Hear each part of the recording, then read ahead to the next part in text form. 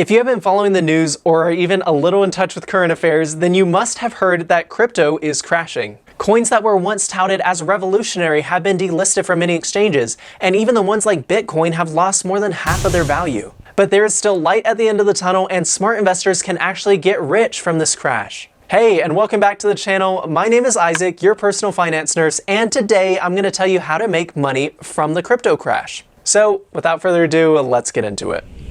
The all-time highs of cryptocurrencies in 2021 now seem like a distant memory, and major digital assets have lost value following the 2022 crypto meltdown, which ended their historic bull run. So why is cryptocurrency falling? It's crucial to keep in mind that in the most recent cycle, crypto assets are not the only ones being affected. As American officials try to control inflation by reducing the money supply and boosting interest rates, the stock market has also been declining. However, as investors have been steering clear of riskier assets, cryptocurrency has been hammered particularly hard. Additionally, institutions and other major players in that space that made investments close to the market's peak are under immense selling pressure as a result of the decrease in cryptocurrency prices. Investing in cryptocurrencies has never been for the faint of heart, so bear that in mind if you still want to dive deeper into an already unstable market. But I have a feeling that if you're still watching, you know something about buying low, you just want to know if it's the smart thing to do with crypto. So let me tell you the things that you can do to make money in this crash. The first thing you can do is to short sell. When you short cryptocurrency, you borrow some digital money from a broker and sell it for the going rate. Once the value of the cryptocurrency has decreased,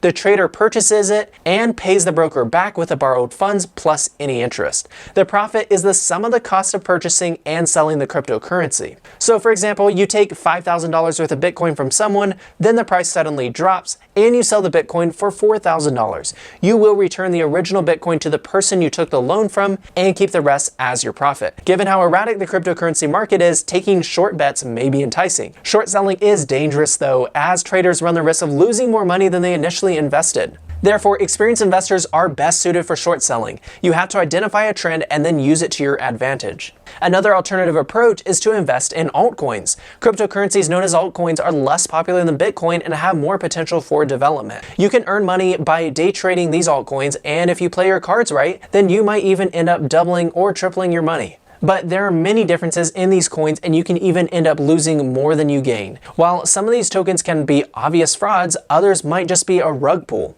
This second scam happens when a development team abruptly sells their tokens or eliminates all liquidity without prior notice, frequently making a profit in the process. So there's always risk there. Finally, hold on to your assets. Hold on for dear life is a method that many people in the industry refer to simply as HODL. This strategy is one of the ways to protect yourself against a decline in the value of digital currencies. Basically, this refers to the act of purchasing cryptocurrencies and keeping hold of them for a significant amount of time, regardless of how much the value of the digital asset shifts over the course of that time. Although owning in this manner is undeniably a workable technique, investors who want to play it safe should limit their holdings to maybe the top 5 cryptocurrencies that rank in the top 5 in terms of market capitalization. One thing you should also remember while putting your money in crypto is that you simply can't be 100% sure about any of your investments, and there might even come a day when you suffer terrible loss. But all of that can be avoided if you make smart decisions and spread out your investments. Anyways, that's all the time we have for today, and I hope you got a lot out of this video. If you found this content helpful, please do me a favor and hit that like button. Also, don't forget to subscribe to the channel and share this with anyone who might find it helpful. Anyways, I look forward to seeing you all in the next video. Peace.